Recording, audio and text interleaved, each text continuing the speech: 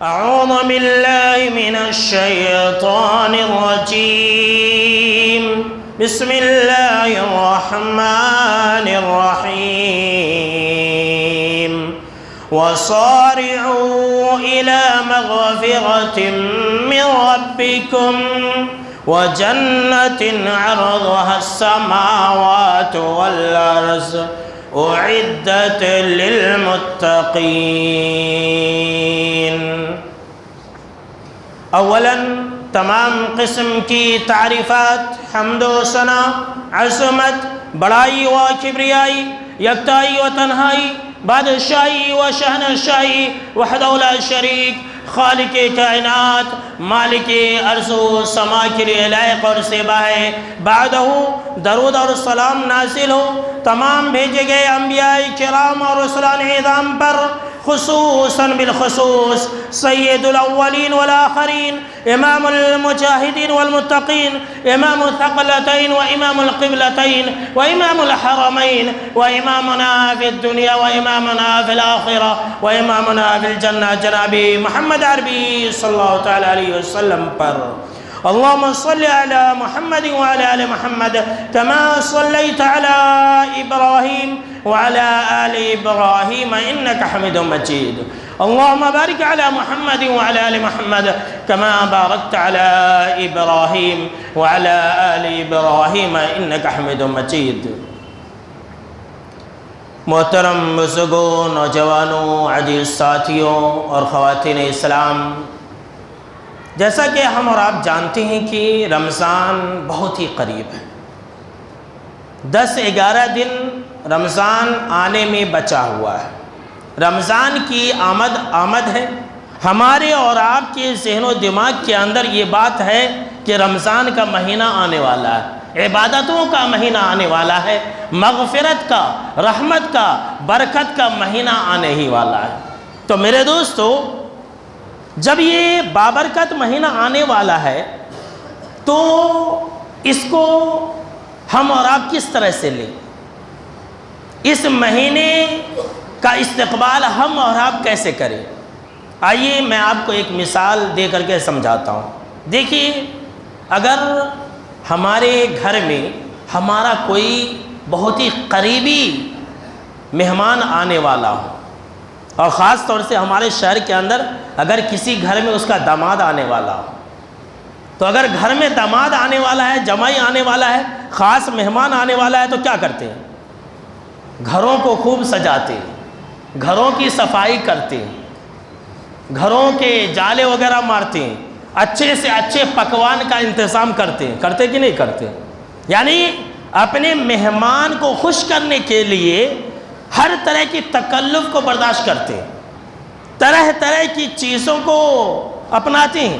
تو ذرا سوچئے میرے دوستو، اگر ہمارا قریبی مہمان ہمارے گھر میں آ رہا ہے، ہمارا جمائی اور ہمارا داماد گھر میں آ رہا ہے، تو ہم اس کے استقبال کے لیے کتنی کوشش کرتے ہیں. تو ذرا سوچئے کہ اگر اللہ کی طرف سے کوئی مہمان ہمارے پاس آ رہا ہے تو ہمیں اس کی کتنی فکر کرنی چاہیے. یہ رمضان کا مہینہ اللہ کا مہمان ہے. یہ رمضان کا مہینہ اللہ رب العالمین کی طرف سے ایک گولڈن آفر ہے، ایک ایسا مہمان ہے جو مہمان ہمیں کچھ دینے کے لیے آتا ہے، لینے کے لیے نہیں آتا.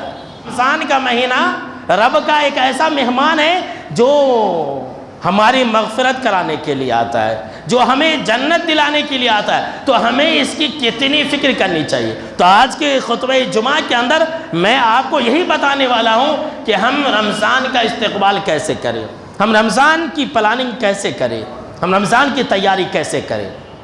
میرے دوستو، جب اتنا عظیم مہینہ اور بابرکت مہینہ آنے والا ہے تو سب سے پہلا جو کام ہمیں کرنا ہے وہ یہ کہ ہم اللہ رب العالمین کی اس نعمت پر شکر بجا لائیں. اور جتنا ہم اس نعمت پر، رمضان کے ملنے پر، اس نعمت پر ہم جتنا بھی اللہ کا شکر بجا لائیں نا، بہت ہی کم ہے. یہ اللہ رب العالمین کی بہت بڑی نعمت ہے، بہت بڑی نعمت ہے. اور یہ اتنی بڑی نعمت ہے کہ ہم اور آپ اس کا صحیح اندازہ نہیں لگا سکتے. مرنے کے بعد ہی ایک انسان کو صحیح اندازہ اس کا لگ سکتا ہے. آئیے میں آپ کو اس بارے میں ایک صحیح حدیث سناتا ہوں۔ حضرت طلحہ بن عبید اللہ رضی اللہ تعالیٰ عنہ کہتے ہیں کہ میں نے آپ صلی اللہ تعالیٰ علیہ وسلم کی موجودگی میں 2 آدمیوں کو ایک ساتھ اسلام لاتے ہوئے دیکھا۔ 2 آدمیوں نے آپ صلی اللہ تعالیٰ علیہ وسلم کے ساتھ ایک ساتھ اسلام قبول کیا۔ دونوں کو آپ صلی اللہ تعالیٰ علیہ وسلم نے بھائی بھائی بنا دیا۔ بھائی چارگی بھی آپ صلی اللہ تعالیٰ علیہ وسلم نے ان دونوں کے درمیان میں قائم کرا دی۔ اس میں سے ایک آدمی تھا، بڑا ہی متقی تھا، اللہ والا تھا، اور وہ انسان جو بہت ہی متقی تھا اللہ کی راہ میں جہاد کرتے کرتے شہید ہو گیا۔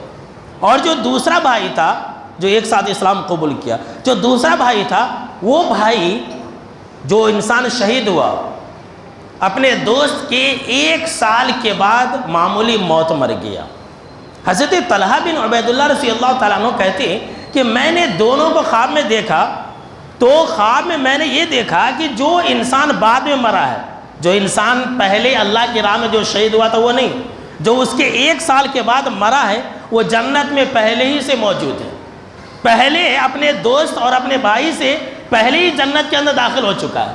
یہ خواب میں حضرت طلحہ بن عبید اللہ رضی اللہ تعالیٰ عنہ نے دیکھا، بڑا تعجب ہوا ان کو، لوگوں کو اپنا خواب بیان کیا کہ ارے فلاں 2 بھائی یاد ہے کیا، 2 دوست یاد ہے، ایسا اور ایسا ہوا تھا، میں نے خواب میں دیکھا تو جو آدمی بعد میں مرا وہ پہلے جنت میں تھا، شہید ابھی اس کے بعد جنت میں داخل ہونے والا تھا۔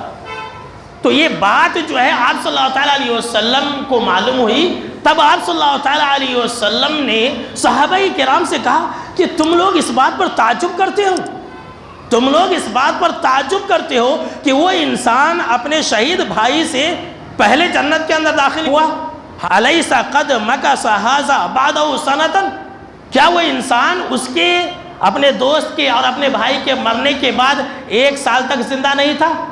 فادرک رمضان فصامہ، تو اس انسان نے رمضان کا مہینہ پایا، روزے رکھے اور پھر سال میں نمازیں پڑھی، سجدے کیے، تو وہ انسان پہلے جنت کے اندر داخل ہوا۔ اس کے بعد آپ صلی اللہ تعالیٰ علیہ وسلم نے فرمایا کہ اس ذات کی قسم جس کے ہاتھ میں میری جان ہے، ان دونوں کے جنت میں جو فاصلہ ہے یہ اتنا ہی ہے جتنا آسمان اور زمین کے درمیان میں فاصلہ ہے۔ اللہ اکبر۔ جو انسان رمضان کو پایا وہ انسان جنت میں پہلے گیا، اور ان دونوں کے جنت میں زمین اور آسمان کے برابر فاصلہ ہے۔ آپ صلی اللہ تعالیٰ علیہ وسلم کا یہ فرمانا یہ اس بات کا ثبوت ہے کہ رمضان کا مہینہ ملنا یہ بہت بڑی نعمت ہے۔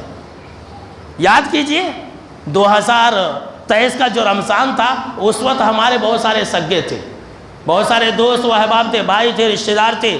ابھی جب 2024 کا جب رمضان آنے والا ہے تو اب وہ ہمارے ساتھ نہیں ہے، وہ قبرستان کے اندر ہے کہ نہیں ایسے؟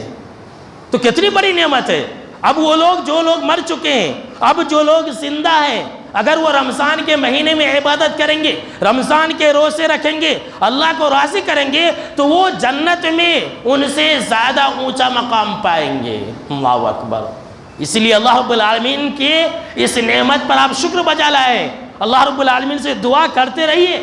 ابھی بھی 10 دن باقی ہے، 11 دن باقی ہے، اللہ سے دعا کرتے رہیے کہ اللہ تو ہم کو رمضان تک زندہ رکھ۔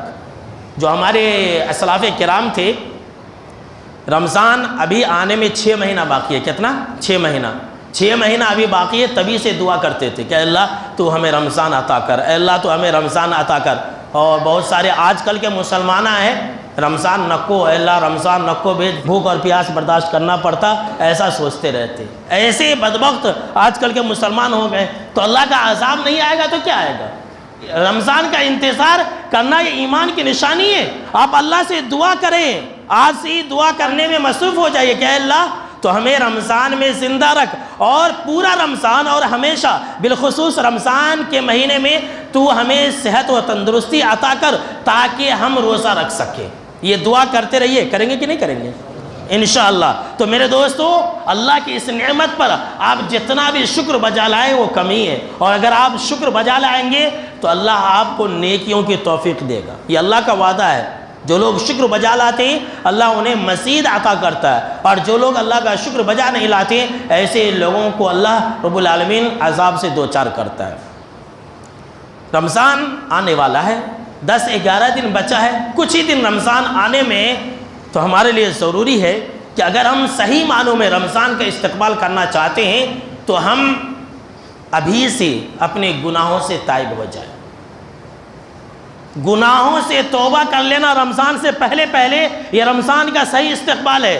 میرے دوستو، 11 مہینے تک ہم نے بہت اللہ کی نافرمانی کر لی، ہم نے بہت ہی زیادہ نمازیں چھوڑ لی ہیں، ہم نے اللہ کو بہت ہی زیادہ ناراض کر لیا ہے۔ اب بھی موقع ہے کہ ہم رمضان آنے سے پہلے سچے دل سے توبہ کر لیں۔ اگر ہم توبہ نہیں کریں گے تو یہ رمضان کا صحیح استقبال نہیں ہے، بس رمضان ایک رسمن ہو چکا ہے ہمارے لیے۔ رمضان کے روزے، رمضان کی افطار پارٹیاں، رمضان کی سحریاں آج رسمن ہم انجام دے رہے ہیں، اس کا صحیح معنوں میں ہم اور آپ حق ادا نہیں کر رہے ہیں۔ اگر ہم اور آپ رمضان کا استقبال کرنا چاہتے ہیں تو آج سے ہی توبہ کر لیں اور یہ سوچ لیں کہ جتنا ہو گیا اللہ کی نافرمانی، بس میں آج جمعہ کی نماز کے بعد سے اللہ کی نافرمانی نہیں کروں گا۔ جو میرے اوپر فرض نماز ہے، میں فرض نمازوں کو نہیں چھوڑوں گا، میں حرام کام نہیں کروں گا۔ آج سے آپ سچے دل سے توبہ کر لیجئے، تبھی آپ رمضان کا صحیح معنوں میں استقبال کرنے والے بنیں گے۔ اور میرے دوستو، ذرا اللہ کے کلام پر آپ قربان ہو جائیے کہ اللہ رب العالمین ہم جیسے گنہگار بندوں کو کیا کہہ رہا ہے۔ ہم 11 مہینے تک اللہ کی نافرمانی کرتے ہوئے آ رہے ہیں، پھر بھی اللہ ہم کو اور آپ کو صحت و تندرستی عطا کر رہا ہے۔ ہم اللہ کی نافرمانی کر رہے ہیں، پھر بھی اللہ رب العالمین ہم کو اور آپ کو مال اور اولاد سے نواز رہا ہے۔ ہم گناہ پر گناہ کرتے جا رہے ہیں، پھر بھی اللہ دیکھیے اپنی کلام پاک کے اندر کتنے پیارے انداز میں ہم کو اور آپ کو مخاطب ہو کر کے کہہ رہا ہے کہ قل یا عبادی الذین اسرفوا علی انفسہم لا تقنطوا من رحمت اللہ ان اللہ یغفر الذنوب جمیعا۔ کہ نبی صلی اللہ علیہ وسلم، آپ میرے ان بندوں سے کہہ دیجئے جنہوں نے اپنے جانوں پر ظلم کیا۔ اللہ اکبر۔ دیکھیے ہم گنہگار ہیں، ہم خطا کار ہیں، ہم بے نمازی ہیں، ہم حرام کاری کر رہے ہیں، ہم حرام خوری کر رہے ہیں، پھر بھی اللہ ہم کو اور آپ کو اپنا بندہ کہہ رہا ہے۔ اللہ اکبر۔ اے رب تو کتنا مہربان ہے ہم پر۔ اگر ہمارا بیٹا ہماری نافرمانی کرے، ہماری بات نہ مانے تو ہم لات مار کر کے بھگا دیتے، اسے اپنا بیٹا نہیں کہتے، بے دخل کر دیتے، جائیداد سے بے دخل کر دیتے اور کہہ دیتے کہ تو میرا بیٹا نہیں ہے۔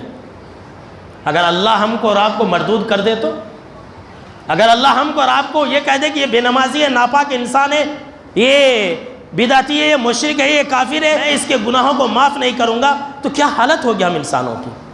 اللہ کتنا مہربان ہے۔ دیکھیے گنہگار سے گنہگار بندہ ہے، ظالم سے ظالم بندہ ہے، اللہ یہ کہہ رہا ہے کہ اے میرے بندو، تم میرے بندے ہو، اگر تم نے اپنے جانوں پر ظلم کیا ہے، اگر تم نے اب تک نافرمانیاں کی ہیں، اگر تم نے اب تک نمازیں چھوڑی ہے، تو کوئی بات نہیں ہے، تم اللہ رب العالمین سے مغفرت مانگ لو۔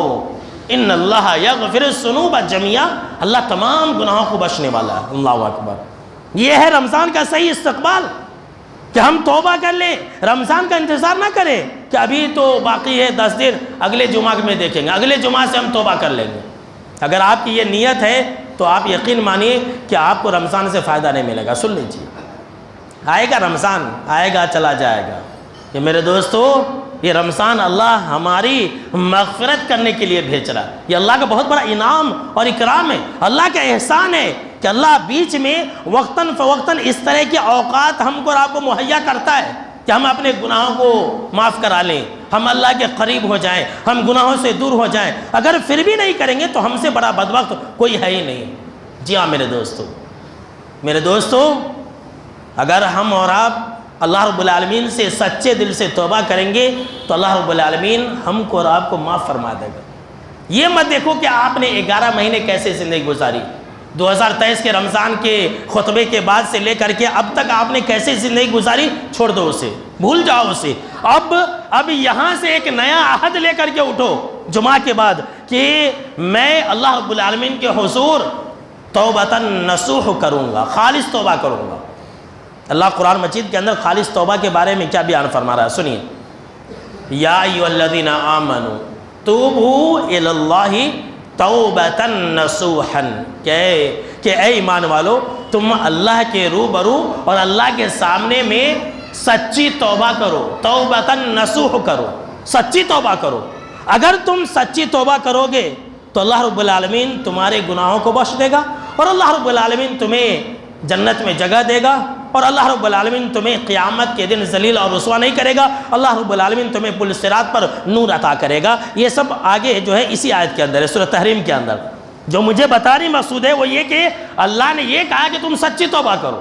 توبۃ نصوح کسے کہتے ہیں؟ سچی توبہ کا مطلب یہ ہے کہ ہم اور آپ جو ہے خلوص دل سے اللہ سے معافی مانگیں، سچے دل سے۔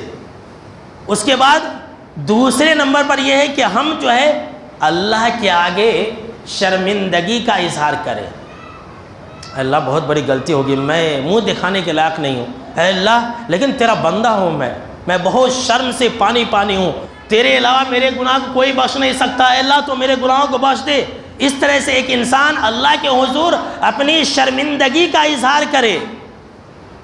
اس کے بعد نمبر 3 پر کہ انسان اس گناہ کو ہمیشہ کے لیے چھوڑ دے، پھر دوبارہ نہیں کرنا۔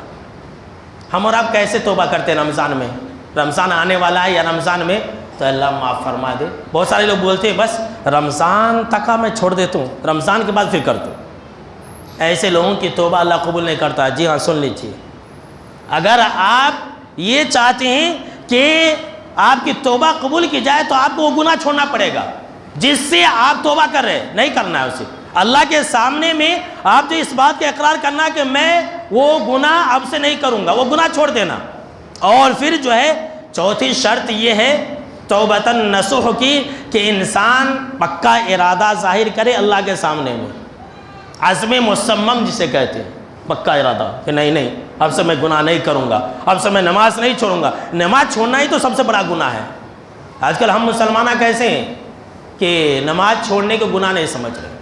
کوئی اگر شراب پی لیا تو وہ کہتے ہیں کہ بہت بڑا گناہ کر رہا ہے، کوئی اگر زنا کر لیا تو کہتے ہیں بہت بڑا گناہ کر رہا ہے، کسی نے اگر کسی کا مرڈر کر دیا تو کہتے ہیں کہ بہت بڑا گناہ کر لیا، کہتے کہ نہیں کہتے؟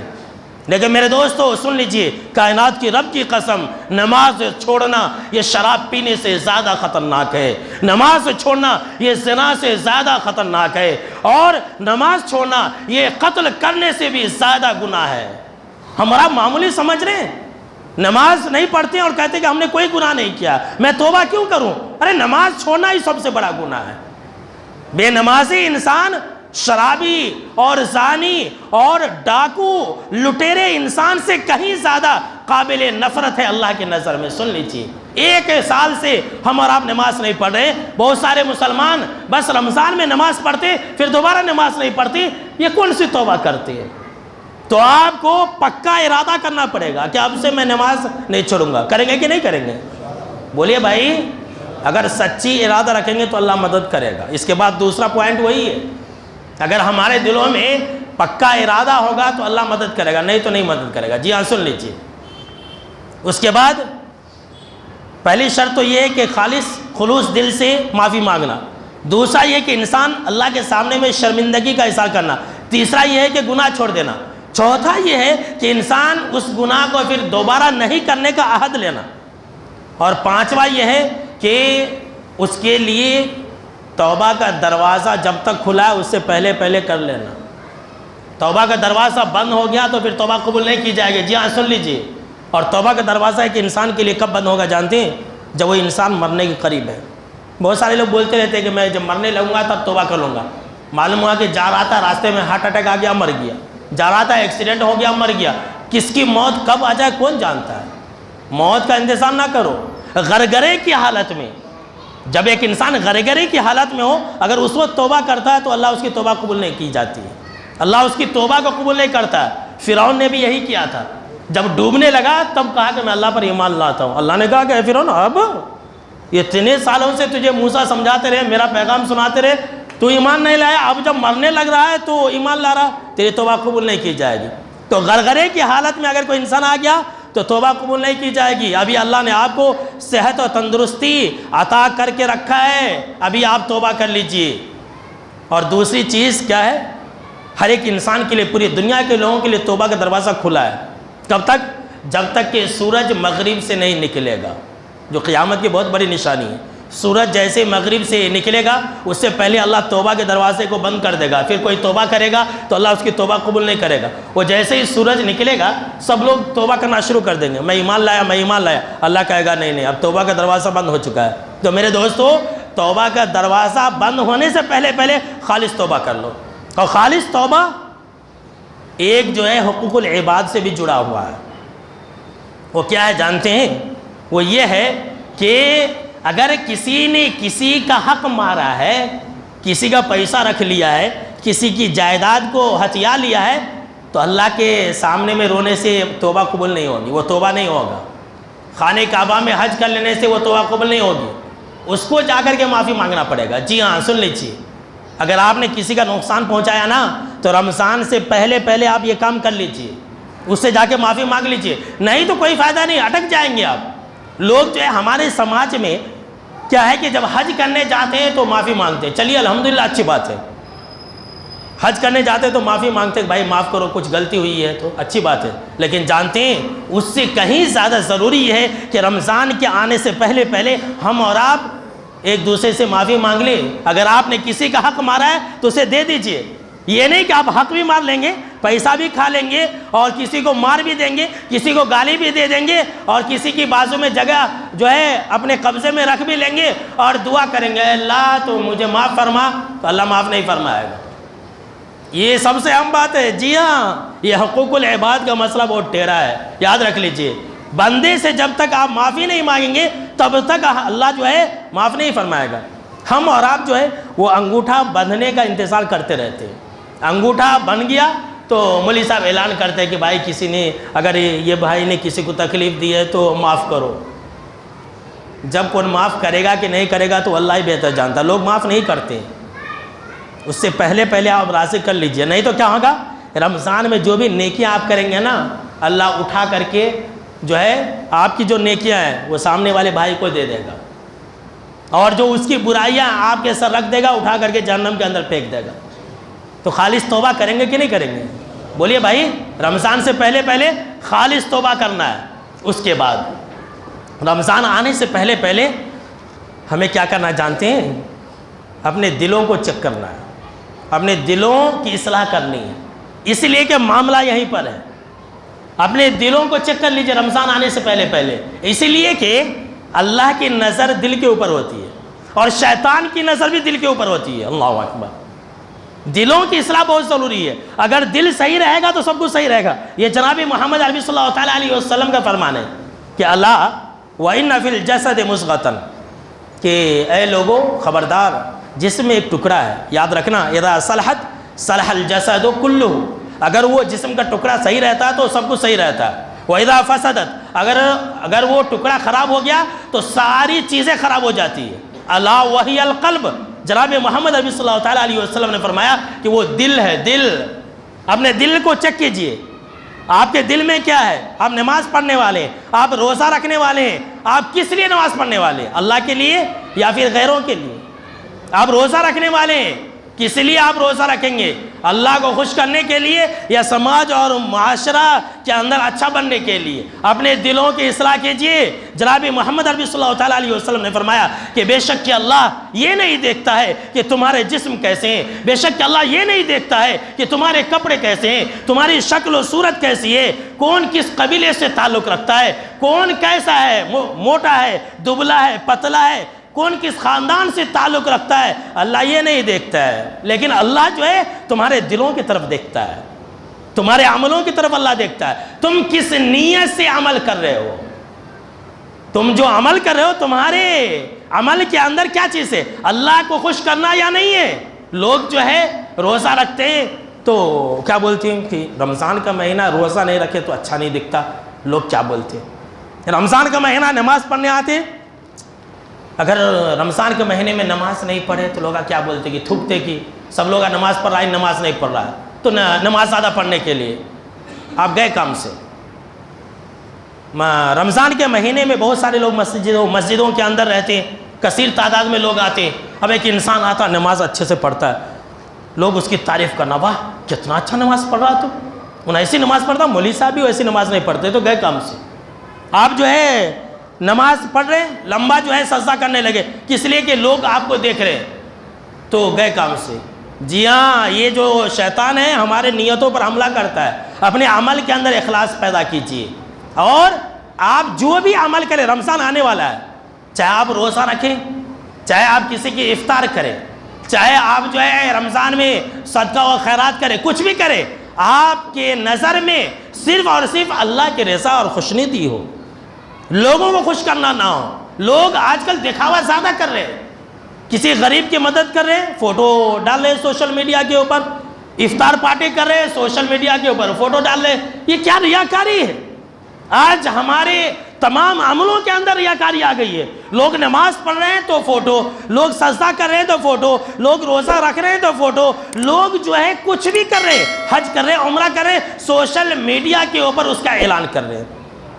اللہ قبول نہیں کرے گا، اللہ انہی عملوں کو قبول کرے گا جو صرف اللہ کے لیے کی جائے۔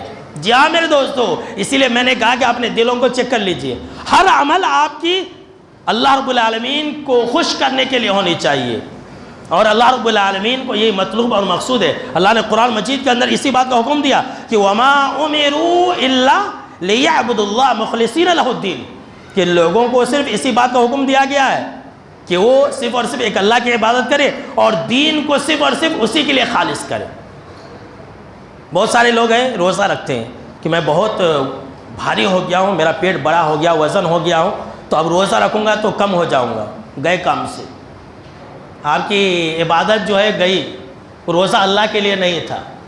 آپ کو اگر کوئی فائدہ مل جاتا ہے، آپ کا بدن اچھا ہو جاتا ہے، روزہ رکھنے سے آپ صحت اور تندرست مند ہو جاتے ہیں، ایک الگ مسئلہ ہے، الحمدللہ اچھی بات ہے۔ ہمارا وہ ٹارگٹ نہیں ہے، ہمارا وہ مقصد نہیں ہے بھوک اور پیاس برداشت کرنے کا۔ ہمارا مقصد یہ ہے کہ ہم سے اللہ راضی ہو جائے، ہمارا مقصد یہ ہے کہ روزہ رکھ کر کے ہم جو ہے اللہ رب العالمین کو خوش کر لیں۔ تو میرے دوستو، یہ ریاکاری سے بچیے اور اپنے عملوں کے اندر اخلاص پیدا کیجیے۔ حضرت ابو بکر رضی اللہ تعالیٰ عنہ راوی حدیث سے کہتے ہیں کہ جناب محمد عربی صلی اللہ تعالیٰ علیہ وسلم نے فرمایا کہ یہ جو ریاکاری ہے یہ چیونٹی کی چال سے بھی زیادہ باریک ہے۔ اب چیونٹی کی چلنے کی آواز ہم اور آپ سن سکتے ہیں، اللہ سن سکتا ہے، اللہ سنتا ہے، ہم اور آپ سن سکتے ہیں؟ نہیں سن سکتے۔ ایک حدیث کے اندر ہے کہ دجال سے زیادہ خطرناک ہے یہ جو ریاکاری ہے نا، دجال سے زیادہ خطرناک ہے۔ تو جناب محمد عربی صلی اللہ تعالیٰ علیہ وسلم نے جو بیان فرمایا کہ حضرت ابو بکر رضی اللہ تعالیٰ عنہ کی حدیث کی یہ جو ریاکاری ہے یہ چونٹی سے زیادہ خطرناک ہے۔ تو آپ صلی اللہ تعالیٰ علیہ وسلم سے صحابہ کرام نے کہا کہ اللہ کے نبی اکرم و مکرم صلی اللہ تعالیٰ علیہ وسلم، اب ہمیں کوئی ایسی دعا بتلا دیجئے کہ ہم جو ہے اس ریاکاری سے بچیں، اس چونٹی کی چال سے جو زیادہ باریک ہے اس بیماری سے ہم بچ جائیں۔ تو آپ صلی اللہ تعالیٰ علیہ وسلم نے دعا سے کھلائی تھی، اللہم انی اعوذ بک ان اشرک بک وانا عالم واستغفرک لما لا عالم۔ یہ دعا ہے ریاکاری سے بچنے کی، شرک سے بچنے کی، کفر سے بچنے کی۔ آپ صلی اللہ تعالیٰ علیہ وسلم نے فرمایا کہ جو انسان یہ دعا پڑھے گا اللہ اسے ریاکاری سے بچا لے گا۔ تو اگر آپ ریاکاری سے بچنا چاہتے ہیں تو اس دعا کو زیادہ پڑھیے کہ اے اللہ تو مجھے ہر اس شرک سے بچا جس کو میں جانتا ہوں۔ یعنی کہ ریاکاری ہے، ایک انسان اس کو جان رہا ہے، یا سمجھ لیجیے کہ نہیں جان رہا، اب اس کے دل میں شیطان نے خیال ڈال دیا، اب اسے احساس نہیں ہوا لیکن ہو چکا ہے۔ صحابہ کرام رضوان اللہ تعالیٰ علیہم اجمعین جو ہے اپنے دلوں پر زیادہ زور دیتے تھے، اس کی اصلاح کی فکر زیادہ کرتے تھے۔ حضرت فضیل رحمۃ اللہ علیہ کے بیٹے نے ان سے پوچھا کہ کیا بات ہے کہ صحابہ کے قول میں عمل میں اتنی مٹھاس ہے، اتنی اچھی ان کی باتیں، ان کی عبادتیں کیسی ہوتی تھی؟ تو حضرت فضیل رحمۃ اللہ علیہ نے کہا کہ سن میرے بیٹے، اس لیے کہ لِأَنَّهُمْ أَرَادُوا وَجْهَ اللَّهِ، اس لیے کہ وہ اپنا ہر کام اللہ کو خوش کرنے کے لیے کرتے تھے۔ اللہ اکبر۔ اسی لیے صحابہ کرام کے عمل میں مٹھاس تھا، اسی لیے ہم اور آپ محبت کرتے ہیں۔ صحابہ کرام کے ہر بات میں دل کے اندر کیا تھا؟ اللہ اللہ، اللہ کے علاوہ کوئی مطلب نہیں، کوئی مقصد نہیں۔ تو ہمارے دلوں میں بھی یہ ہونی چاہیے۔ رمضان آ رہا ہے، آپ صدقہ کر رہے ہیں، روزہ رکھ رہے ہیں، کوئی آپ کی تعریف کرے نہ کرے، آپ کو اس کی پرواہ نہیں ہونی چاہیے۔ کوئی آپ کو اچھا بولے نہ بولے اس کی آپ کو پرواہ نہیں ہونی چاہیے۔ آج کل لوگ یہی دیکھتے رہتے ہیں، تو فلاں آدمی میری تعریف کرے گا، میں 100 روپیہ دوں گا تو وہ غریب جو ہے میری تعریف کرے گا۔ گئے کام سے آپ کیا ہے اپنے عمل کے اندر اخلاص پیدا کیجئے، وہ اس طرح سے کہ آپ کی نظر میں کسی کی تعریف کرنا اور کسی کی برائی بیان کرنا یہ کوئی فرق کرنے والی چیز نہ ہو۔ بہت سارے لوگوں کو دیکھا یہ جاتا ہے کہ نماز پڑھتے آتے رہتے ہیں، کوئی کچھ بول دیا تو اب مسجد میں ہی آنا بند کر دی۔ بھائی کس لیے آ رہے تھے؟ اللہ کو دکھانے آ رہے تھے یا لوگوں کو دکھلانے آ رہے تھے؟ ایسا ہوتا ہے کہ نہیں ہوتا؟ تو ایسے مت بنو بھائی، جو بھی کرنا اللہ کے لیے تو کریں گے انشاءاللہ۔ تو چلیے آج کے خطبہ جمعہ کے اندر آپ نے جو سب سے اہم بات سنی میرے دوستو، وہ یہ کہ ہم اور آپ اپنے اپنے دلوں کی اصلاح کریں رمضان سے پہلے اور جو بھی نیک اعمال ہم کریں گے رمضان میں انشاءاللہ صرف اور صرف اللہ کے لیے کریں گے کہ نہیں کریں گے انشاءاللہ۔ ہر کام چاہے وہ چھوٹا سے چھوٹا نیک عمل ہو یا بڑا سے بڑا نیک عمل ہو، چاہے وہ آپ 1 روپیہ کسی کو صدقہ دے تب بھی یا پھر 1000 دے تب بھی، رمضان کے روزے رکھے یا کسی کی افطار پارٹی کرائے، کسی کو افطار کرائے، ہر کام میں ہم اور آپ جو ہے اللہ کو خوش کرنے کی کوشش کریں تو کریں گے انشاءاللہ۔ تو آج کے خطبہ جمعہ میں بس اتنا ہی، انشاءاللہ اس سلسلے میں مزید باتیں ہم آپ کو اگلے خطبہ جمعہ کے اندر بتلائیں گے۔ اللہ رب العالمین سے دعا ہے کہ اللہ تو ہم تمام مسلمانوں کو رمضان کا مہینہ نصیب فرما، آمین۔ اور اے اللہ تو ہم تمام لوگوں کو رمضان کے مہینے میں روزہ رکھنے اور کثرت سے عبادت کرنے کی توفیق عطا فرما، آمین۔